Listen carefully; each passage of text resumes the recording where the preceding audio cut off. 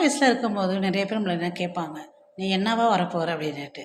நாமளும் ஒவ்வொரு துறையை சொல்லுவோம். உதாரணத்துக்கு டாக்டர், வக்கீல், என்ஜினியர்ஸ், கலெக்டர், டீச்சர், எக்ஸ்ட்ரா சொல்லுவோம். ஆனால் பின்னாளில் அந்த கனவுகள் எல்லாமே சிதைக்கப்படுகிறது.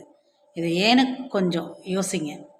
அதை நாம் செஞ்ச தப்பை நம்ம பிள்ளைகளை செய்ய விட்டுடாதீங்க. ஒவ்வொரு தடவையும் நமக்கு நம்மளுடைய பயணத்தை பயணிக்கும் போது, அதை லட்சிய பயணத்தை பயணிக்கும் போது அந்த இடத்துல நமக்கு தடைக்கற்கள் வரும். அதை நாம் தான் படிக்கற்களை மாற்றணும். எப்படி?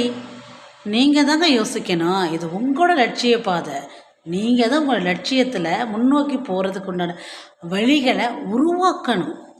நமக்கு உருவாக்குற வாய்ப்பு என்னமோ கம்மி தான். ஆனால் இப்போ உள்ள பிள்ளைங்களுக்கு அறிவும் அதிகம், அதற்குண்டான வழிகளும் அதிகம். ஸோ அவங்களுக்கு வழி கொடுக்கக்கூடாது, வழிகளை உருவாக்கி கொடுக்கணும் இல்லையா?